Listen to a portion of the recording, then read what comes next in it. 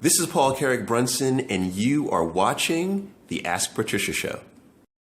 Alright, so tell me a little bit about the matchmaking. I know you told me it's kind of the oldest industry going, apart from another one. This is right. I won't mention that. No, you remember? Yeah, What was it? I wasn't going to say the word. Is it prostitution?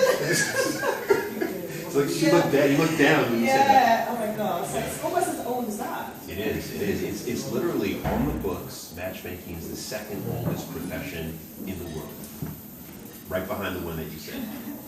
But I'm sure it's changed over the years. Has it evolved or not really? Oh, no, you know what? I think it's changed drastically just over the last 5 years. Okay. You know, Since you came on the scene, you mean? Well, I think that we've played a large part. I was the first full-time African-American matchmaker ever, which is kind of crazy to think it's such an old industry. Amazing. We've been able to bring on a number of other African-American matchmakers, and I think that our perspective has been a little bit different, a little unique.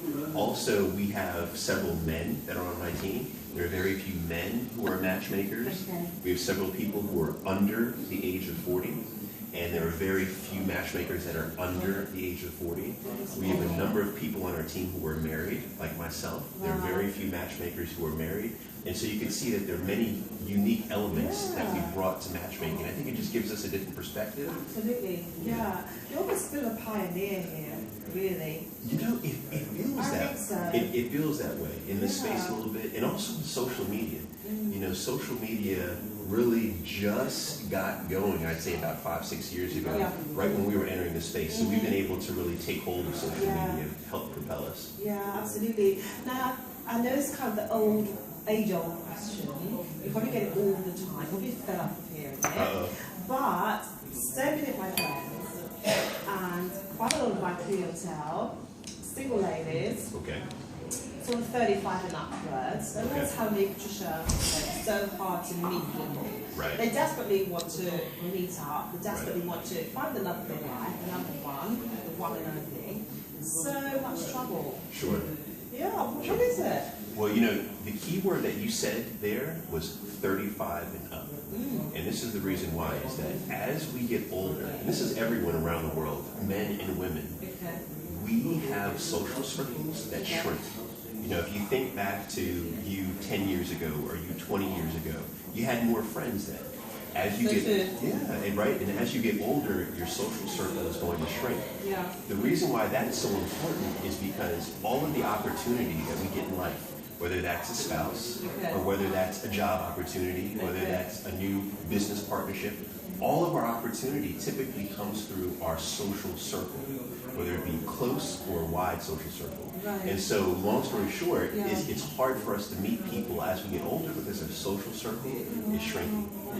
So it's almost as though we have to be quite intentional about it. I said, this is one of my favorite lines to say. You set me up perfectly for this.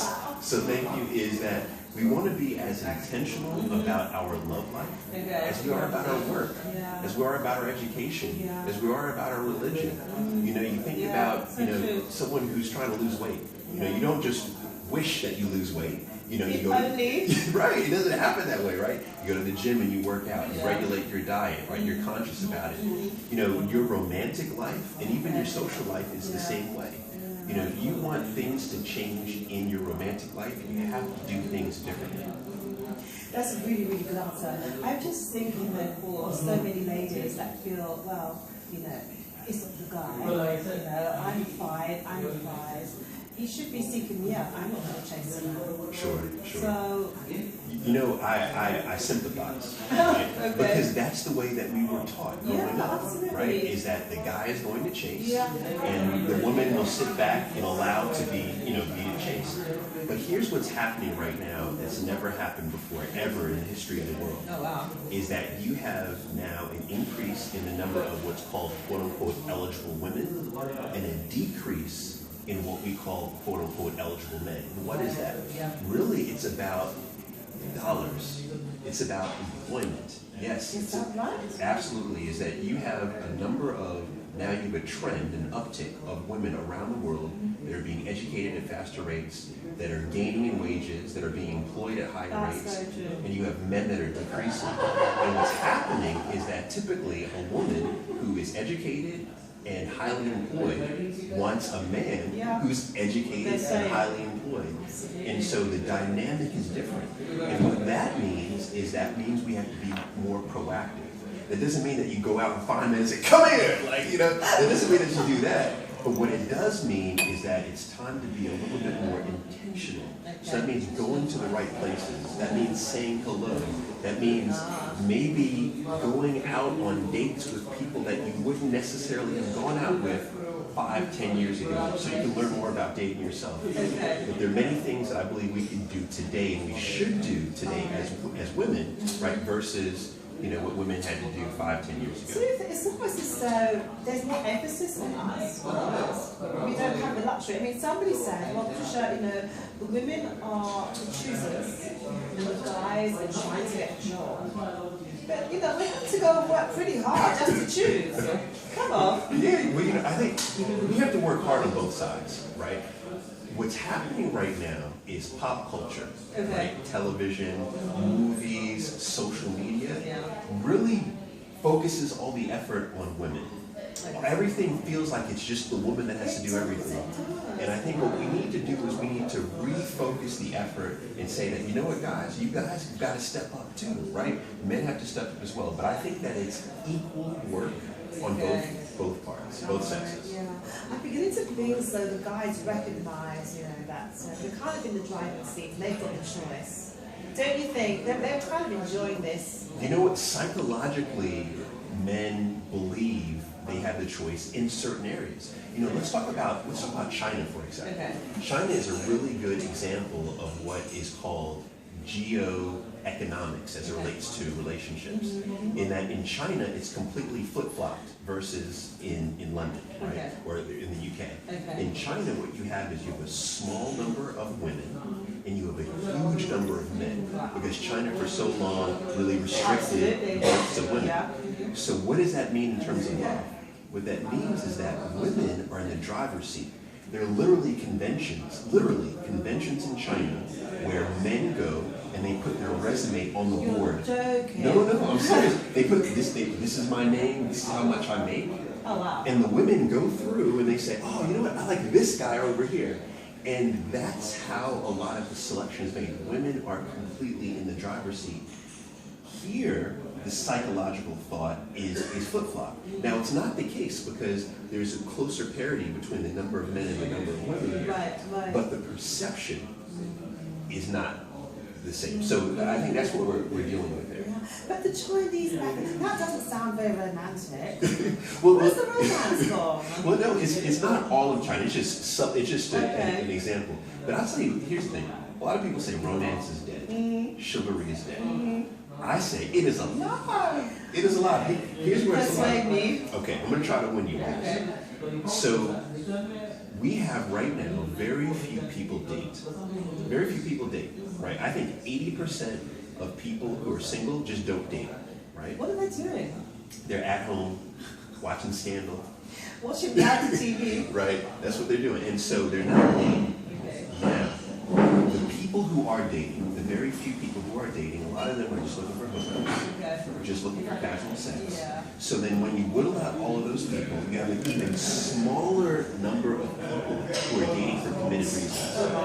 That's where the romance is. So that small number doesn't represent, the wide number here, but it's still there. And here's what I say is that if that's something that you're interested in, if you're interested in being courted, if you're interested in being romanced, is that you don't settle. You don't settle for the guy or you settle for the woman who's not interested in doing that. You have to keep your standards high.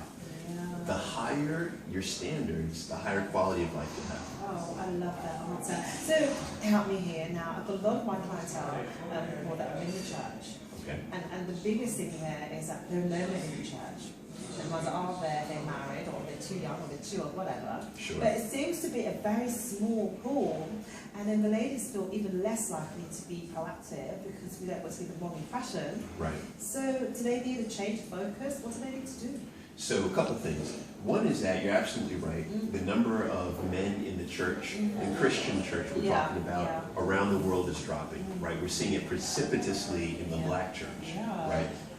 Now, that doesn't necessarily mean that men who are not going to church, to physically on church on a weekly basis, are not claiming Christian and are not exhibiting Christian values. Okay. So that's one thing there. Second thing is that you talked about approaching, because if you approach, you don't want to give the wrong impression.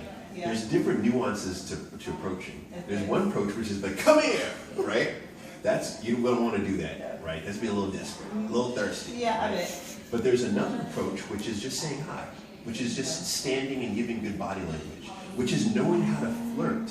They're not good at doing that. Are you good at flirting? I'm very good. Okay, all right, go ahead. Flirt with me. Let me tell you. Oh, no, don't do that to me. Really? Let's see. I want to see how good your flirt is. How are you doing? What's that? What are you up to? That's my flirt. That's your flirt? Yeah. Really? Is that good? Oh, okay. So you put a hand like this? Yeah, I would do this and sort of look into his eyes and smile. And smile. Mm-hmm. You know what's fascinating about that? That is a flirt that I think a lot of women do. Okay. But men. All right, since we're friends, can I tell you? Yeah, cool. Be real. It wasn't the best. It's not good. It wasn't the best. It was all right. It was all right. It wasn't the best. Here's the thing. Science. You know, I'm a geek with numbers, right? Is that all of the surveys, all the research on men show that 80% of men have difficulty interpreting if a woman is truly interested in them, right? Now I say truly interested in them versus interested in their money, interested in their assets, like whatever they have. So how do you effectively flirt? I can tell you, but I'd rather you come to the workshop on Saturday, and I'm going to show everyone in this workshop. There is a bona fide flirting method, right? And I teach it in all my workshops, and it is highly effective across all men around the world.